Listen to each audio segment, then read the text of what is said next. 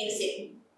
'Pushpa 2' so, ఈ cinema వస్తుంది ఇంకా డిసెంబర్ 5న వస్తుంది అనేసరికి చాలా వరకు ఈ సినిమా నుంచి ఇందాక మనం చూసినట్టయితే మనకి సెన్సార్ కట్ ఏదైతే ఉందో సెన్సార్ బోర్డ్ నుంచి అంటే సెన్సార్ అయినట్టు కూడా మనకి చూసాం. ఇప్పుడు కూడా డిసెంబర్ 1న అయితే ఫీలింగ్స్ అనే సాంగ్స్ ని రిలీజ్ చేస్తున్నట్టు కూడా ప్రతి ఒక్క ప్రోమో కూడా బయటకు వచ్చేసింది. సో ఈ సినిమాలో ఈ పాట ఎంతగానో అంటే ఇప్పటివరకు దేవిశ్రీ ప్రసాద్ గారికి ఇంకా ఆయన మేనియా అయిపోయింది. ఆయన సాంగ్స్ కూడా అంత వినగా పెప్పిగా లేవని చెప్పి చాలా వరకు అందరూ అంటున్నారు. బట్ ఈ సాంగ్ విన్న తర్వాత దేవిశ్రీ బ్యాక్ అన్నట్టుగా ఈ సాంగ్ అనిపిస్తుంది. సో దీని మీద అంటే ఎలా ఉంది ఏంటి అనేది మనకి వివరించడానికి మనతో పాటు ఉన్నారు ప్రముఖ సినీ క్రిటిక్ యజ్ఞమూర్తి గారు. నమస్కారం సార్. నమస్తే సరే. సార్ ఇప్పుడు చూస్తే 'పుష్ప 2' మనం చాలా రోజుల నుంచి ఈ సబ్జెక్ట్ మీద మాట్లాడుతూనే ఉన్నాం 'పుష్ప' గురించి. సో ఈ రోజు మనం చేసాము సెన్సార్ అంటే ఏదైతే జరిగిందో అంటే ఇప్పుడు చూస్తే 'పుష్ప 2' నుంచి ఫీలింగ్స్ అనే సాంగ్స్ ప్రోమో వచ్చింది బయటికి. సో ఫస్ట్ నైట్ దీన్ని రిలీజ్ చేస్తా అని చెప్తున్నారు. సో ఎలా ఉండబోతుంది అని మీరు అనుకుంటున్నారు సార్? సో పాట మొత్తం అయితే రాలేదు, జస్ట్ ప్రోమో. ఆ ప్రోమోలో ఉన్నటువంటి ఒక లైన్ మాత్రమే ఇందులో చూపించారు. సో ఆ లైన్ కూడా తెలుగు భాషలో లేదు, అది హిందీ మలయాళ భాషలో ఉంది. మలయాళీ రైటర్ రాసినటువంటి అందుగురించి ఆ పాటలో చూస్తే తెలుగు లిరిక్స్తో చంద్రబోస్తో పాటు మలయాళ లిరిక్స్ కూడా రైటర్ పేరు కూడా దీంట్లో కనిపిస్తూ ఉంది. సో చూస్తే దానికి ఫీలింగ్స్ అండ్ మామూలుగా ఫీలింగ్స్ అంటాం కదా, దీన్ని వాళ్ళు ఫీలింగ్స్ అని పెట్టారు. అంటే ఒక యాస మాట్లాడేటప్పుడు వాళ్ళు ఫీలింగ్స్ అనకుండా ఫీలింగ్స్ అనేది దాన్ని తీసుకొచ్చి హీరో టైప్ లో చూసుకుంటే ఆ భాష తగ్గట్టు నా ఫీలింగ్స్ అని చెప్పి కొన్ని మనం వింటూ ఉంటాం, కొంతమంది యాస ఉంటది. సో ఆ యాస తగ్గట్టు వీళ్ళు ఇక్కడ పెట్టారని అనుకో, ఆ హ్యాష్ ట్యాగ్ ఫీలింగ్స్ అనే పెట్టారు. ఆ పాట పేరు కూడా అదే పెట్టారు. కాకపోతే ఈ పాటలో మనం ఇలా ఆ లైన్స్ లో ఫీలింగ్స్ అనే మాట అయితే రాలేదు. ఆ పాట మనం ఒకసారి గమనిస్తే గనక అందులో ఈవెన్ హిందీ పాటకు కూడా ఆ మలయాళీ లిరిక్స్ కనపడుతున్నాయి. అందుగురించే దానికి ఆ మలయాళీ రైటర్ ఆ క్రెడిట్ కూడా ఇచ్చారు ఆ పాటలో. సో పేరుకి ఫీలింగ్స్ అన్నారు కానీ మనం ఆ ప్రోమోలో ఆ ఫీలింగ్స్ అనే మాట వినలేదు, మలయాళం మాటలే విన్నాము.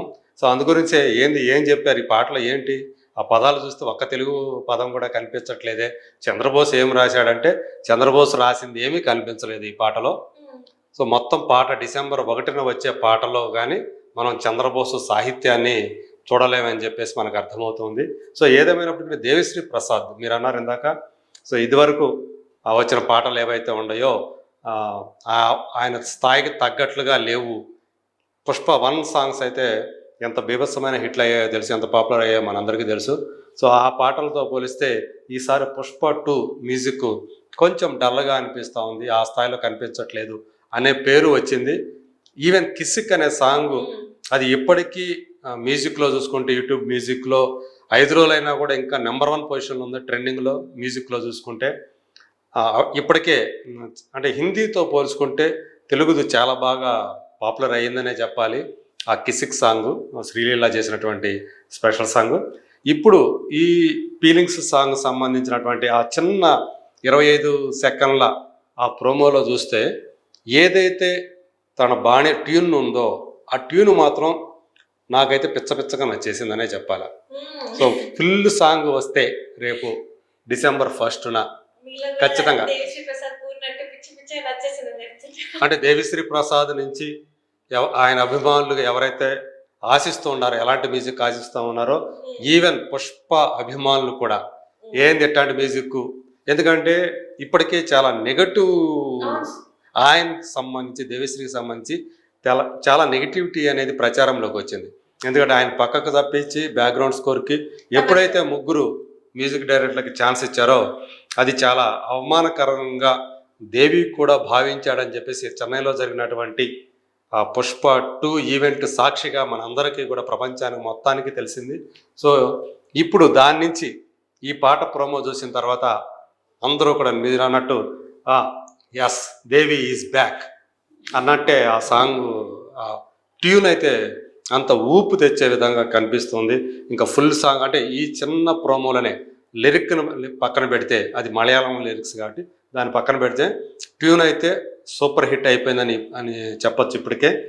సో చాలా వరకు అంటే ఇంకా పాట చాలామందికి ఫ్యాన్స్కి తప్ప మిగతా వాళ్ళకి ఇంకా తెలియదు వచ్చినట్లుగానే. సో అట్లా చడి చప్పుడు లేకుండా వచ్చినట్లు వచ్చేసింది. ప్రోమో. సో డిసెంబర్ 1న ఎప్పుడు ఫుల్ లిరికల్ సాంగ్ వస్తుందా అని చెప్పేసి ఇప్పుడు అభిమానులందరూ కూడా చాలా క్యూరియస్గా ఎదురు చూసేలాగా ఆ ఫీలింగ్ ట్యూన్స్ అయితే ఉన్నాయని చెప్పేసి మనం బలగుద్ది చెప్పచ్చు. సో ఖచ్చితంగా ఈ పాట సినిమాలో ఎలా ఉంటుంది, ఎందుకంటే డ్యూయట్ ఇది. సో పర్ఫెక్ట్ డ్యూయట్ లాగా ఇదే మొట్టమొదటి డ్యూయట్ వాళ్ళ దగ్గర నుంచి వచ్చినటువంటి ఫస్ట్ అసలు సిసలు డ్యూయట్ లాగా కనిపిస్తుంది. గతంలో సార్ పుష్ప 2లో అసలు డ్యూయట్స్ ఉంటాయో ఉండవు. అసలు రష్మిక పర్ఫార్మెన్స్ చాలా అంటే ఆమె క్యారెక్టర్ చాలా తక్కువ చేశారు, కుదించేశారని చెప్పేసి మనం చూసాము. అంటే కొన్ని వార్తలు అయితే అట్లా వచ్చినాయి. కానీ ఇప్పుడు చూస్తేనేమో మనం ఇంతకు ముందు చూసేకి నా అది ఆ పాట అండ్ ఇది వచ్చేసి ఇప్పుడు ఈ పాట రెండు కూడా చూస్తుంటే రష్మిక మందన క్యారెక్టర్ చాలా స్ట్రాంగ్ గా ఉందేమో ఈ సినిమాలో. ముందు 1 కన్నా కూడా 2లోనే చాలా ఎక్కువ ఉందేమో, ఇంపార్టెన్స్ కూడా ఎక్కువ ఉందేమో అనిపిస్తుంది. దాన్ని మీరేమనుకుంటారు? ఖచ్చితంగా, ఎందుకంటే ఈ సినిమాలోనే ట్రైలర్లో ఒక ఏదైతే ఆ డైలాగ్ అయితే చెప్పారో, మొగుడు పెళ్ళాం మాట అంటే ఎట్టా ఉంటుందో ఈ ప్రపంచకానికి చూపిస్తా అని ఏదైతే అతను ఆ డైలాగ్ చెప్పాడో, శ్రీవల్లి పుష్పరాజు జీవితంలో ఎంత కీలకమైనటువంటి స్థానం పోషిస్తూ ఉందో, ఆయన హృదయంలో ఆమెకి ఎంత గొప్ప స్థానం ఉందో ఆ డైలాగ్ని బట్టి మనకు అర్థమవుతుంది. ఆమె కోసం ఏమైనా చేయగలిగే మనిషిగా, అంటే ఒక భర్తగానే కాకుండా ఒక ప్రియుడిగానే కాకుండా సో ఆమెని విపరీతంగా అభిమానించి, ఎందుకంటే మనకు తెలుసు పుష్ప 1లో ప్రేమ అనేది మొదట ఈయన నుంచే మొదలవుతుంది. ఆమె ఈయన అసలు అవాయిడ్ చేస్తున్నట్టు కనిపిస్తుంది. సో తను ఆమెను అంతగా ప్రేమిస్తాడు.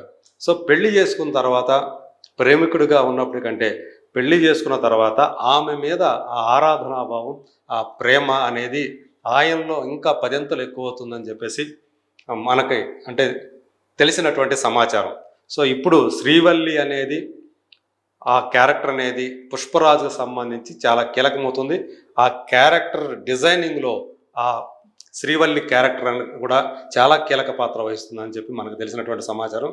సో ఇప్పుడు ఈ పాట, ఈ ఫీలింగ్స్ అనే పాట ఒకరి పట్ల ఒకరికి ఉన్నటువంటి ఫీలింగ్స్. సో అది దాన్ని మరి చంద్రబోసు ఇవాళ one of the top lyric writer, పైగా ఆస్కార్ అవార్డు గ్రహీత. సో తను ఏ స్థాయిలో ఆ లిరిక్స్ని అందించాడో ఊహించుకోవచ్చు. కిసిక్ సాంగ్లో మాత్రం చంద్రబోసు సాహిత్యం ఆయన స్థాయికి తగ్గట్టు లేదని కూడా కొంతమంది విమర్శకులు అభిప్రాయపడ్డారు. బట్ నేనైతే అట్లా ఏమనుకోలేదు. అది ఆ సందర్భానుసారం ఖచ్చితంగా ఆయన ఏ పాట రాసినా ఆ సందర్భం బట్టి అక్కడ ఏముంది, ఏమొస్తుందని చెప్పేసి దానికి తగ్గట్టుగా తను ఆ సాహిత్యాన్ని అందించే రచయిత ఆయన. కాబట్టి ఖచ్చితంగా కిసిక్ సాంగ్ కూడా ఆ మనం సినిమా చూసేటప్పుడు ఖచ్చితంగా ఇంకా పెద్ద హిట్ అవుతుందని సినిమా రిలీజ్ అయిన తర్వాత నాకెంతో గట్టి నమ్మకంగా ఉంది. ఈ పాట అయితే మాత్రం ఖచ్చితంగా డ్యూయట్స్ని ఇష్టపడే వాళ్ళందరికీ కూడా ఈ పాట తప్పకుండా నచ్చుతుంది అని చెప్పేసి నేను అనుకుంటూ ఉన్నాను. సో ఖచ్చితంగా అర్జున్ అభిమానులు, రష్మిక అభిమానులు, మొత్తానికి పుష్ప 2 ఫ్యాన్స్ వాళ్ళందరూ కూడా 2 రోజుల్లో అంటే డిసెంబర్ 1న, అది కూడా నేను అనుకోవడం హైదరాబాద్లో జరిగే ఈవెంట్లోనే ఆ పాటను రిలీజ్ చేస్తారని చెప్పేసి నేను అనుకుంటున్నాను. ఖచ్చితంగా ఒక ఐ ఫీస్ట్గా, అలాగే చెవులకు ఇంపుగా కూడా ఉంటుందని చెప్పేసి ఘంటాపదంగా చెప్పచ్చు. Thank you so much. Thank you.